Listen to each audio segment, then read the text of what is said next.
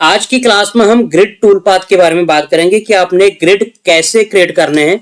तो सबसे पहले हम यहाँ पे ओपन कर लेते हैं टूल पाथ को, और टूल पाथ के अंदर आप यहाँ पे देखोगे ये यहाँ पे ये आपकी जो कमांड है ये है ग्रिड टूल पाथ की। 2D टूल पाथ के अंदर सबसे लास्ट में देखोगे आप, तो इसको हम ओपन कर लेते हैं। यहाँ पर आपके सामने ग्रिड क्रिएटर आ जाएगा। तो यहाँ पर देखिए आपने जो ग्रिड रखने हैं वो कितने साइज के रखने हैं। अब ग्रिड होता क्या है आपको आगे पता लग जाएगा। जैसे मान लीजिए बॉक्स है, रेक्टेंगल कोई बॉक्स है, मान लीजिए 100 बाई 100 का है, 500 बाई 500 का है, तो आपने अगर वो बराबर बनाने हैं तो वो एक बार में शॉर्टकट में आप बना सकते हो। अगर मैनुअल बनाओगे तो उसमें आपको ज्यादा टाइम लगता है। जैसे आपने डीजे फ्लोर देखा होगा, डीजे के ऊपर जो फ्लोर होता है तो उनका जो बॉक्स का साइज होता है, जो ब्लॉक का साइज होता है वो बराबर होता है जिसमें आप लोग डांस करते हो, ठीक है। तो उस तरह के अगर आपने हजारों बनाने हो तो अगर आप मैनुअल बनाओगे तो उसमें टाइम ज्यादा लगेगा। अगर आप एक कमांड इसमें दे रखी है आर्टकैम के अंदर ग्रिड वेक्टर्स ग्रिड क्रिएटर, उससे आप बहुत ही कम टाइम में ग्रिड अपने क्रिएट कर सकते हो। तो कैसे, जैसे मान लीजिए हमने जो बॉक्स है, जो ब्लॉक है, जो रेक्टेंगल है, उसका जो साइज रखना है वो रखना है हमने यहाँ पे 250 बाई 250 का, तो हमने यहाँ पे रख दिया।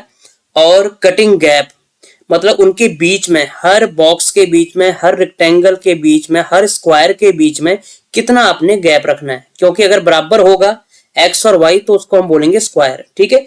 तो इसमें हम दे देते हैं यहाँ पे 6 mm दे दो, कि अगर आप कोई टूल ले रहे हो जैसे 6 mm का आप एंड मिल ले रहे हो तो आप यहाँ पे उसका गैप रख सकते हो कि कितना दोनों के बीच में गैप होना चाहिए, हर एक के बीच में कितना गैप होना चाहिए, ठीक है।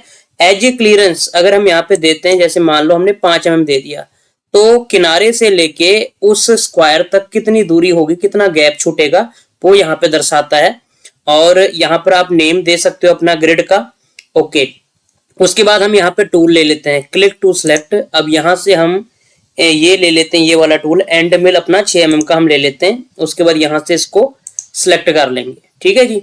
और उसके बाद इसमें अगर एक्सपेंड करके आप करना चाहते हो तो दे सकते हो कि कितना स्टेप डाउन आप देना चाहते हो, 5 mm 10 mm जो भी है अपनी तरफ से। और यहाँ पर आप फीड रेट कंट्रोल कर सकते हो, यहाँ पे प्लंज रेट, और यहाँ पे आप स्टेप डाउन कितना रखना चाहते हो, स्टार्टिंग का जो स्टेप ओवर आपका होगा वो आप कितना रखना चाहते हो वो आप दे सकते हो, ठीक है। अब उसके बाद क्लिक टू डिफाइन मटेरियल, जो मटेरियल है वो आप कितना रखना चाहते हो। जैसे हमने यहाँ पे 50 mm रख दिया कि जो हमारी शीट होगी जिसके ऊपर हम ग्रिड वेक्टर क्रिएट करेंगे तो उसका साइज, उसकी मोटाई, उसकी थिकनेस, उसकी हाइट कितनी होगी, 50 mm, ठीक है जी। तो यहाँ पे ओके कर दिया, ठीक है। और उसके बाद हम क्या करेंगे, ऊपर क्रिएट ग्रिड वेक्टर्स पर जब क्लिक करेंगे तो आप देखोगे ये ग्रिड हमारे सामने क्रिएट हो चुके हैं। और यहाँ पर आप देखो बिल्कुल कोने में ये हमारा गैप छूट चुका है।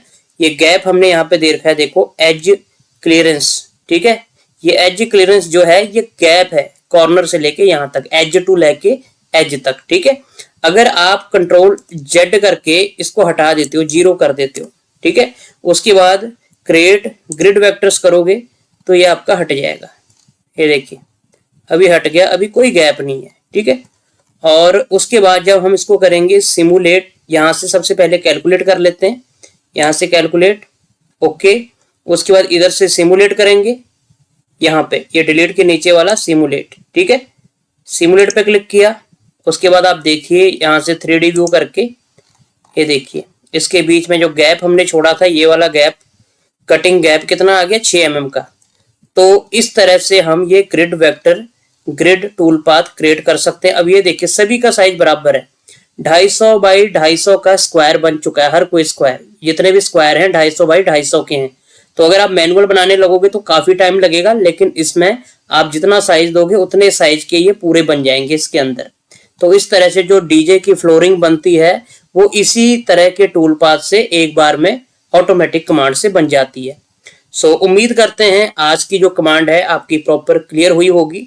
अगर कुछ चीजों के बारे में नहीं पता लग रहा है तो आप हमें कांटेक्ट कर सकते हैं, हमें कमेंट कर सकते हैं। आगे जो भी आपकी प्रॉब्लम्स होगी उनका सोल्यूशन करने की हम पूरी कोशिश करेंगे।